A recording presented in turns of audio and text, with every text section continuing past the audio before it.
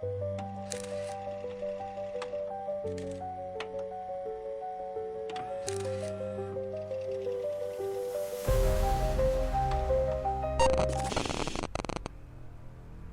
never thought a summer expedition into the deep forests of the Pacific Northwest would lead me into a nightmare that would change everything I believed about nature.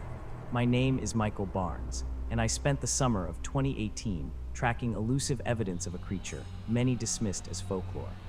Bigfoot. I was a seasoned wilderness guide and amateur documentarian, determined to capture undeniable proof of a living legend. My journey began with a series of cryptic radio calls from locals and countless reports that had long been relegated to campfire tales. I prepared my gear meticulously, planned my route along rarely traveled logging roads, and set out with a mix of skepticism and a burning curiosity that I couldn't ignore. The forest welcomed me with its dense canopy and the quiet hum of nature. I made my base camp near a secluded clearing, where I set up cameras and audio recorders to capture any unusual sounds. Days passed without incident, just the rhythmic patterns of birds, rustling leaves, and the distant murmur of a river. I filled my nights with journal entries, recording the mundane details of camp life. Yet every time I reviewed the footage, there was a strange sense of something watching me from the shadows. I dismissed it as overactive imagination spurred by isolation and the eerie silence that sometimes fell over the woods. One humid evening, while listening to a recorded conversation with a local logger named Henry, I learned of a narrow, seldom-used trail where multiple sightings had occurred. Henry's gravelly voice recalled witnessing a towering, bipedal figure disappear among the trees. His account was chilling in its specificity. He described the creature as muscular, covered in dark, matted hair, and moving with a deliberate grace that was almost animalistic. I was both thrilled and terrified. Here was a first-hand account that paralleled my own mounting suspicions. That night, unable to sleep and driven by the promise of discovery, I packed a small bag and decided to explore the area Henry had mentioned. Navigating through the dense undergrowth with only a handheld flashlight and my instincts, I came upon clear signs that someone or something had passed through recently. Massive footprints, roughly 20 inches long, were embedded in the soft earth near a creek. I recorded their dimensions, took photos, and set up my portable camera to document the trail. Every instinct told me that I was on the verge of an extraordinary encounter, yet caution overruled my excitement. I moved slowly, following the footprints deeper into an area where the trees grew so close they seemed to form a natural barrier against the outside world. The deeper I ventured, the more palpable the tension became. Shadows shifted in the corners of my vision, and the distant snap of twigs echoed in the quiet. I paused frequently, straining to catch any sound that might signal the presence of my quarry. It was during one such pause that I heard it, a low, guttural sound, like a deep moan that vibrated the very air around me. My heart pounded as I fumbled for my recorder, capturing the sound as evidence. The noise was not animalistic in the conventional sense. It carried a weight, as if the creature was communicating its own pain or warning. I followed the sound to a narrow ravine, where the forest floor was littered with broken branches and disturbed soil. There, half hidden behind a large fallen log, I saw a fleeting glimpse of movement, a hulking shape that blended almost perfectly with the surrounding darkness. The creature was too far away to be seen clearly, but its outline was unmistakable. Broad shoulders, a towering stature, and a gait that was both lumbering and unnervingly agile. I took several photos, my hands trembling as I adjusted the focus, desperate to capture every detail. I knew that if I could secure definitive evidence, it would transform the way people viewed this legend. For days, I continued my investigation, meticulously documenting every footprint, every rustle in the brush, and every distant call. I kept my equipment running, recording the forest's ambient noise, while my journal filled with not just observations, but the raw emotions of fear, awe, and relentless determination. Then, on a cold morning that seemed to promise nothing but monotony, I set out again with the hope of closing the distance between me and the creature. I tracked the footprints to a secluded valley where the undergrowth was even thicker and the forest floor was treacherously uneven. As I moved cautiously, my eyes adjusted to the dim light filtering through the high canopy. I could almost feel the creature's presence, as if it were aware of my every step. My pulse raced, and time seemed to slow as I reached a small clearing that offered a panoramic view of the valley below. That's when I saw it again, a massive figure standing near a cluster of pine trees, its silhouette stark against the early morning mist. I froze, the enormity of the moment overwhelming me. There it was, undeniably real and impossibly close. The creature turned slowly, as though sensing me, and our eyes met for a split second.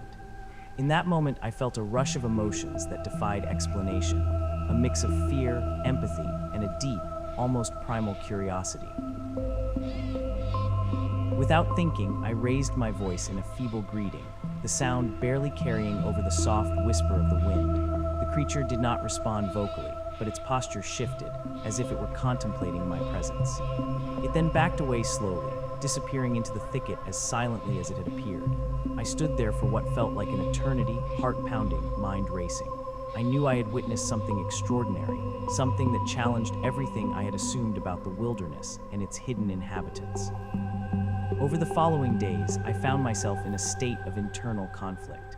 I was eager to share my findings with the world, yet a part of me dreaded the consequences of exposing a creature that, in its own way, was trying to survive away from human encroachment. I wrestled with the ethics of intrusion versus documentation. Every time I replayed the audio recordings and reviewed the photographs, I was struck by the undeniable realism of the encounter. The evidence was raw and unedited, and yet it left me with more questions than answers. Who was this creature? Was it a relic of a bygone era, or had it adapted to live hidden in the modern world? One evening, as the sun began to set and the forest transformed into a maze of deep shadows, I found myself camped near the edge of a narrow ravine.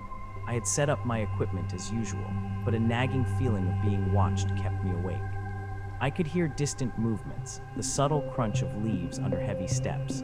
Then, just as I was about to dismiss it as a trick of the wind, I heard the unmistakable sound of heavy breathing. My recorder was still running, capturing every moment.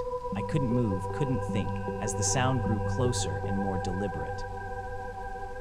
In that tense silence, the creature reappeared, emerging from the darkness with an intensity that made my blood run cold. This time, it did not retreat immediately. Instead, it circled my camp, its eyes seemingly fixed on me. I could feel its presence like a tangible force, and for a moment, the boundary between predator and observer blurred. I struggled to remain calm, knowing that any sudden movement might provoke a dangerous reaction. I spoke softly, almost pleadingly, in a tone meant to convey respect rather than fear, hoping to communicate that I meant no harm. After what felt like an eternity, the creature paused and with an almost deliberate gesture, turned away from me. It melted back into the darkness, leaving behind a silence so profound that I could hear my own heartbeat. I sat there long after it had gone, questioning every decision that had led me to this moment. The encounter had been too close, too real, and it ignited a deep internal reckoning about the nature of fear and respect in the face of the unknown. In the days that followed, I struggled to process the experience. I spent hours reviewing the recordings and images, trying to piece together the creature's behavior and intentions. My notes were filled with detailed observations of its physicality and the subtle cues it displayed, an almost human-like awareness that belied its animalistic form. I began to consider the possibility that this creature was not a mindless beast, but rather a sentient, if reclusive, inhabitant of a world largely shaped by humans. The evidence was too compelling to ignore, yet it raised more questions about coexistence and the inevitable clash between human curiosity and nature's elusive secrets. Now, as I compile my final thoughts and prepare this account for public record, I remain conflicted. I want the world to know that the legend of Bigfoot is not just a fairy tale, but a stark reminder of how much of our world remains unexplored and misunderstood. My recordings and photographs have stirred a mixture of disbelief and fascination among experts and laypeople alike. I am aware that some will dismiss my findings as the ramblings of an overactive imagination, but I stand by every moment of my encounter. It was raw, unfiltered, and deeply real, a haunting testament to the mysteries that still lurk at the fringes of our civilization. I now realize that the creature's avoidance of human contact was not born of fear, but of a profound understanding of the danger posed by our encroachment.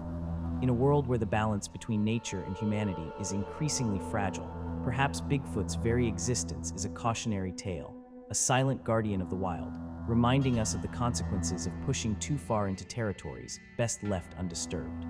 As I close this chapter, I leave you with the echoes of my footsteps in that forest and the lingering image of those dark, watchful eyes that met mine in the twilight. This is not just a story of a mythical beast, but a personal journey into the heart of fear, wonder, and the relentless pursuit of truth.